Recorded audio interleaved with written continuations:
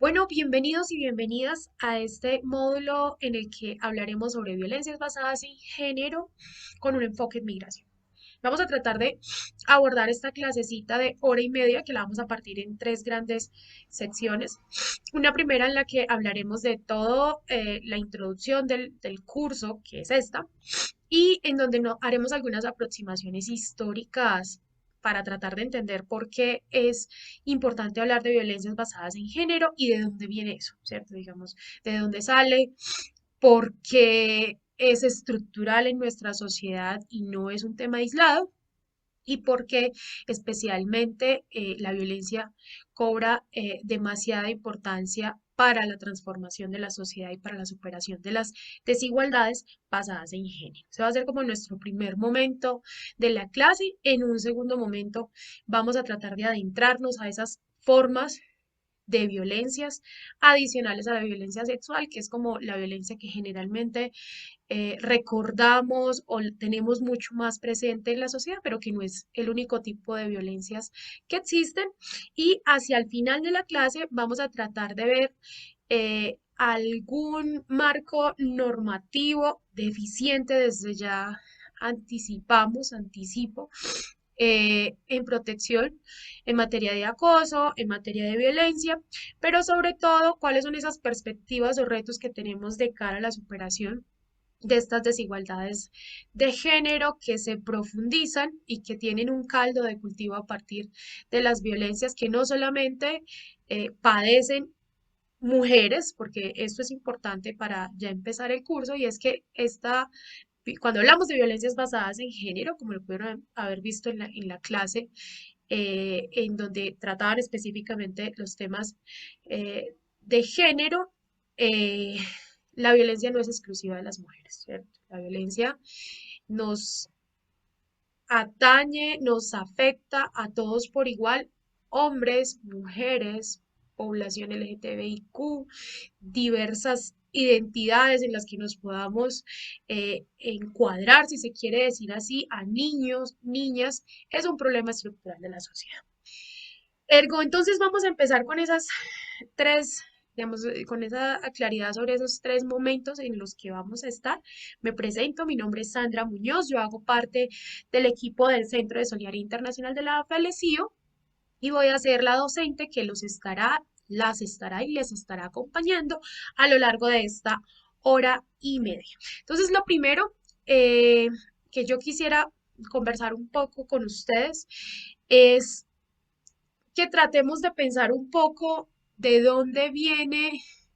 esto que a veces creemos que se nos ha vuelto muy de moda y es hablar de las violencias basadas en género, ¿cierto? Y creo que para eso nosotros tenemos que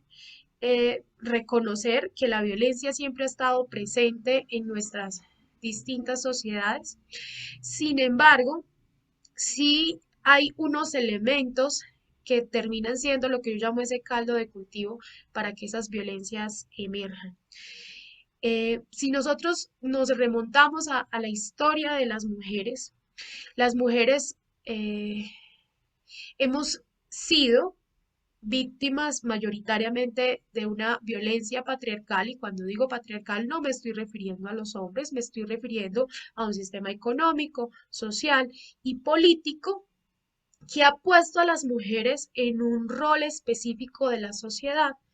que las ha puesto en unos trabajos específicos en la sociedad a partir de la división sexual del trabajo,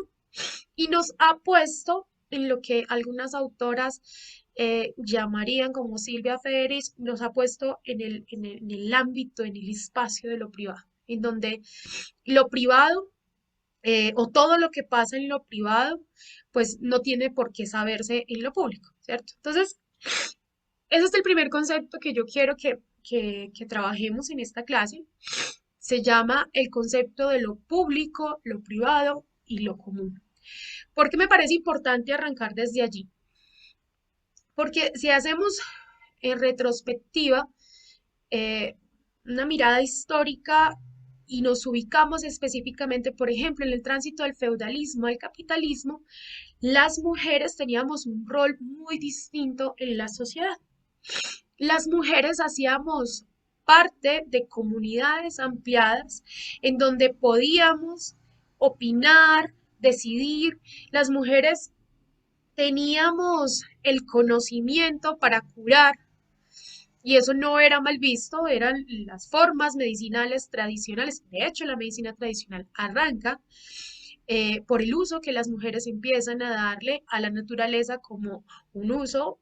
valga la redundancia, medicinal para curar en las comunidades. Y las mujeres y los hombres en este tránsito del feudalismo al capitalismo, ubicándonos más en el feudalismo, teníamos roles parecidos a los de los hombres y así se construía desde lo colectivo. Eran miradas comunitarias, eran miradas comunales, miradas desde lo común, en donde las mujeres no estábamos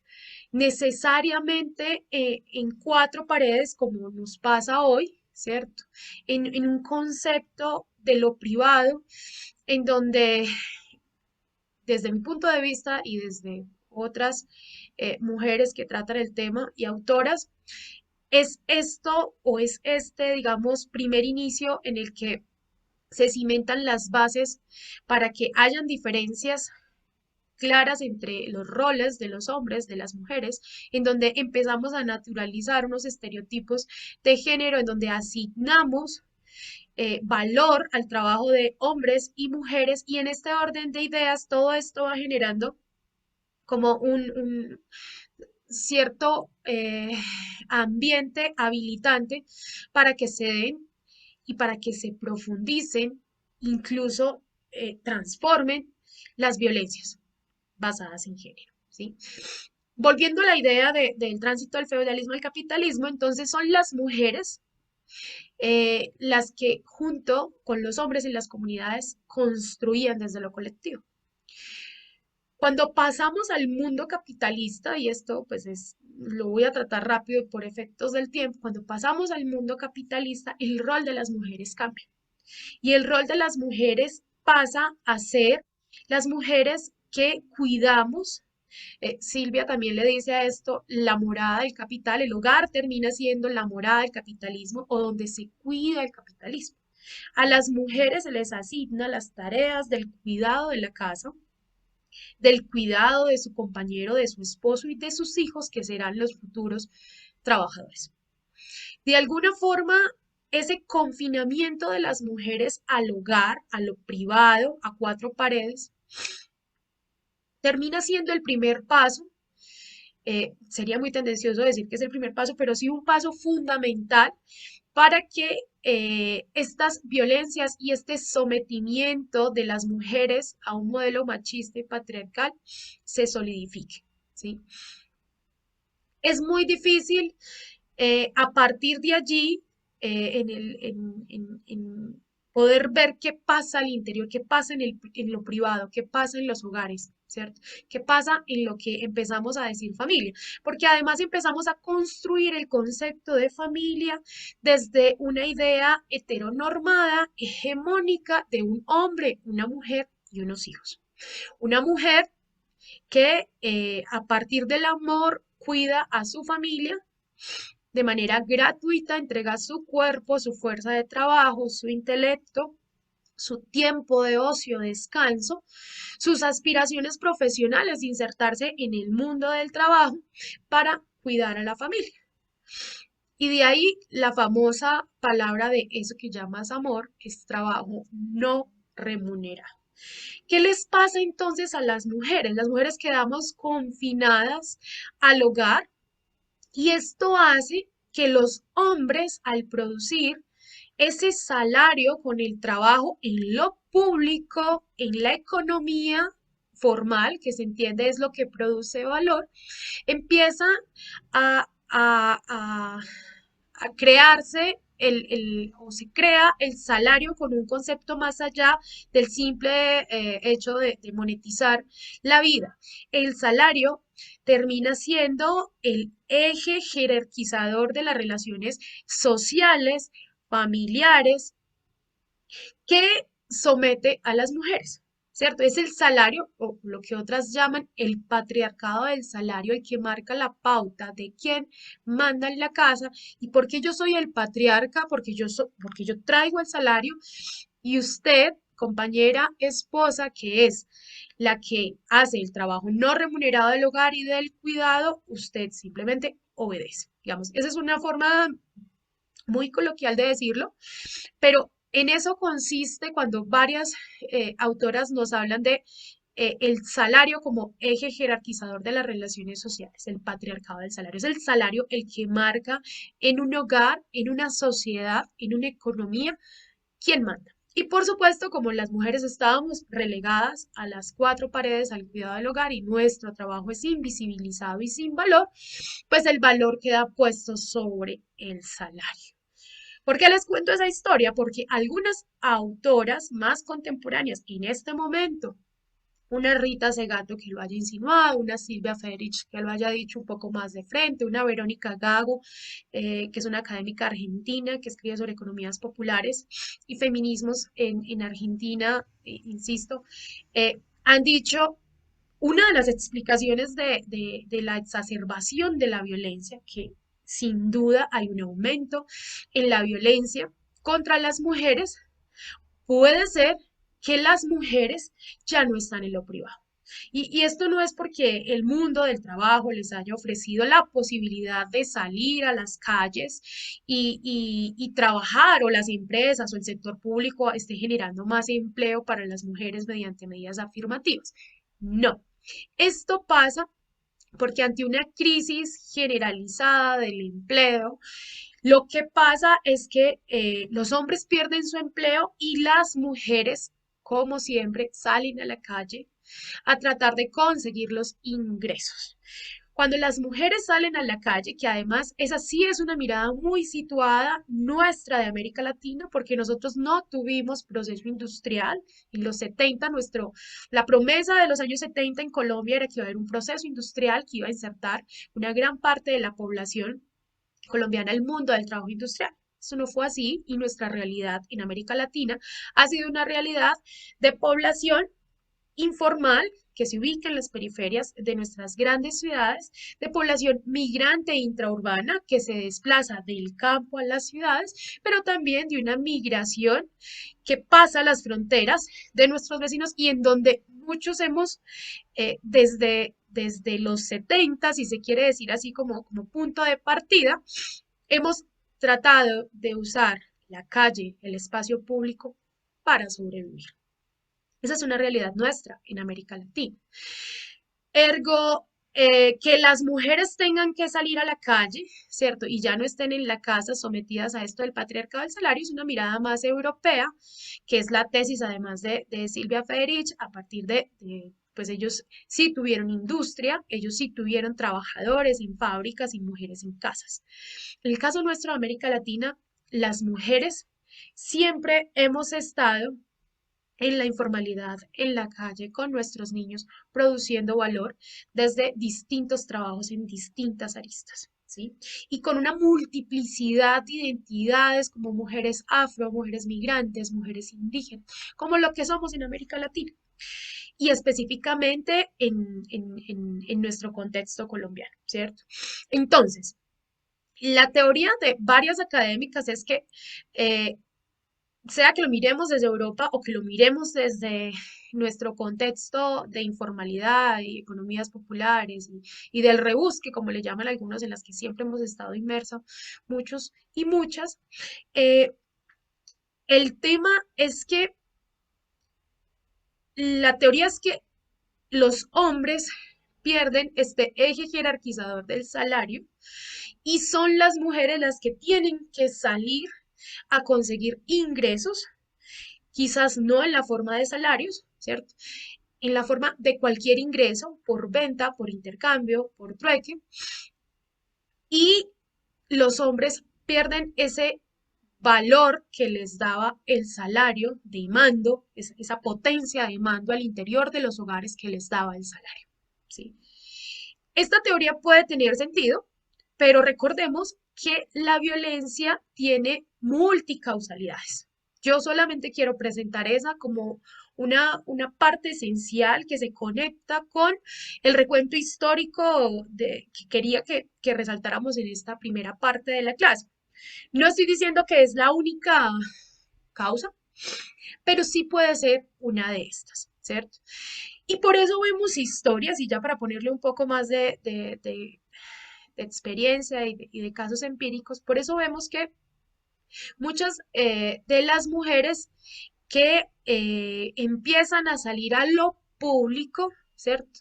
Empiezan a proveer un ingreso para sus hogares y posiblemente los hombres siguen buscando o tratando de buscar un trabajo en una fábrica, en un restaurante, algo más formal, mientras que las mujeres nos volcamos a las calles, ¿cierto? Nos volcamos a las calles y vendemos la empanada, vendemos la papa, vendemos el Avon,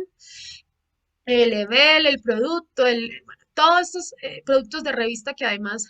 resultan siendo, y ahí les hago un paréntesis, resultan siendo un negocio para las grandes multinacionales, ¿cierto? Y multilatinas que tienen estos negocios y no necesariamente para las mujeres. Pero hay algo bien bonito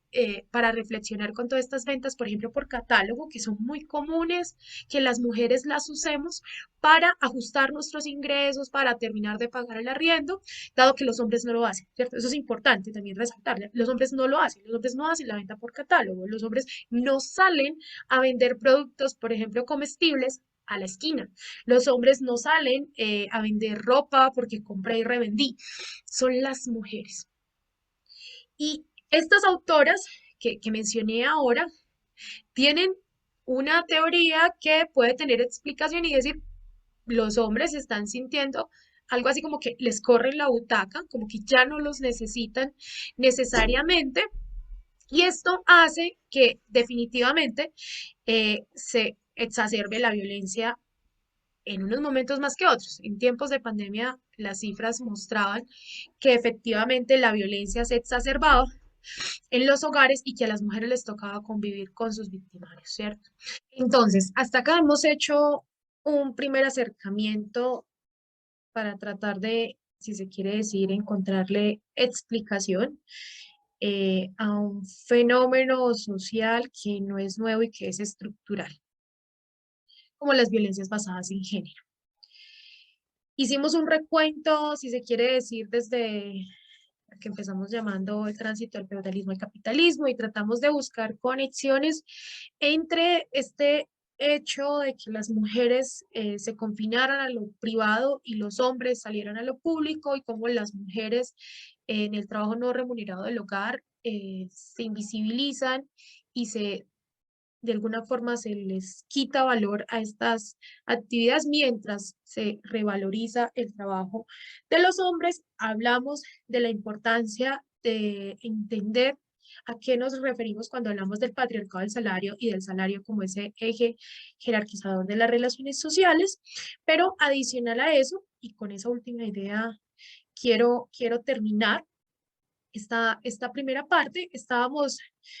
recogiendo también un contexto muy situado, muy de nuestra región y muy de Colombia, en el que decíamos las mujeres en América Latina y en Colombia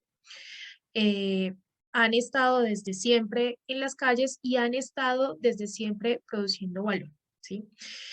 De ahí que la teoría de que las mujeres hemos estado en lo privado y hasta ahora venimos saliendo a lo público, eso no aplica tanto para nosotras en la región, porque nosotras siempre hemos estado en lo público. Pero lo que sí es cierto y vale la pena resaltar desde una mirada un poco más académica, es que las mujeres hemos estado en lo público haciendo lo que hacíamos en lo privado. ¿Esto qué significa? Que no hay una división como tal de lo privado y lo público para el caso de las mujeres en América Latina, porque nosotras esas mismas actividades de la reproducción del cuidado, que lo decíamos ahora en algunos ejemplos, esto de producir alimentos, de vender cosas, de intercambiar, de estar en el comercio informal, no es nada nuevo para nosotras, las mujeres, pero siempre lo hemos hecho a partir de unos saberes y unas tradiciones que hemos tenido como mujeres y que lo que hacemos es que trasladamos ese trabajo que ya hacíamos en lo privado, lo trasladamos a lo público. Y ahí les recomiendo autoras, por ejemplo, como Verónica Gago, que ella cuando analiza el caso específicamente de Argentina y desde el lente de América Latina, ella dice, es que nosotras en la región tenemos un tercer espacio, el espacio de lo común. Entonces ella dice,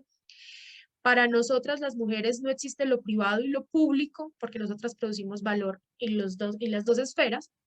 sino que existe es lo común. Y desde lo común, lo que está en el espacio público y desde donde producimos valor con nuestros saberes y nuestras tradiciones, desde lo privado, es lo que ella llama el espacio de lo común. Y ustedes dirán, ¿esto qué tiene que ver con el tema de violencias basadas en género? Pues Verónica Gago es una de las autoras que sostiene que el hecho de que las mujeres estemos en este tercer espacio, que es lo común, en donde lo privado y lo público se imbrinca y no hay diferencia entre uno y otro, es lo que hace eh, que, por supuesto, cada vez más mujeres estemos en las calles, cada vez más mujeres consideremos que lo personal es político y también es público, y que exacerba estas violencias basadas en género que, si bien afectan también a hombres, mayoritariamente afectan a las mujeres, ¿sí? Esto no lo decimos nosotros en el centro, no lo dice Sandra, sino que lo dicen las estadísticas y vamos a tratar de ver algunos datos de medicina legal en la segunda parte del curso. Por ahora me gustaría como redondear y terminar esta primera idea eh, diciéndoles que en todo caso, cuando hablamos de violencias basadas en género, y esto lo decíamos como en la mitad de la clase, no estamos hablando de una sola causa, es multicausal. Ergo, esta explicación que dan algunas teóricas y en la cual he centrado como esta primera parte de la clase, del papel y el rol que tenemos las mujeres en la sociedad, incluso desde el mundo del trabajo, como eh, al derrumbarse, si se quiere decir, esta idea del patriarcado del salario, ha generado más violencia contra las mujeres, es solamente una posible causa que identifican los movimientos feministas del por qué se han exacerbado, insisto, las violencias basadas en género. Hay algo que, digamos, no se rebate como causa fundante de las violencias basadas en género y son justo las normas de género y las desigualdades de género, ¿sí? Esos dos elementos combinados, si ustedes logran mirarlo a través de ese lente que les acabo de compartir de cómo ha cambiado el rol de las mujeres y cómo las mujeres quedaron confinadas al hogar en un rol estereotipado del cuidado, sin valor, invisible, y cómo eso ha sido ese caldo de cultivo que llamo también para las violencias, puede ser una de las causales, no sé si de la principal o las principales causas pueden estar allí eh, en esta afirmación, pero con seguridad es un elemento interesante analizar, sobre todo porque otros y otras dicen las mujeres hoy en día están en un papel muy distinto porque las mujeres ya salen a la calle, las mujeres trabajan, las mujeres siempre hemos estado en la calle, siempre hemos estado trabajando, ¿cierto? Y eso no se ha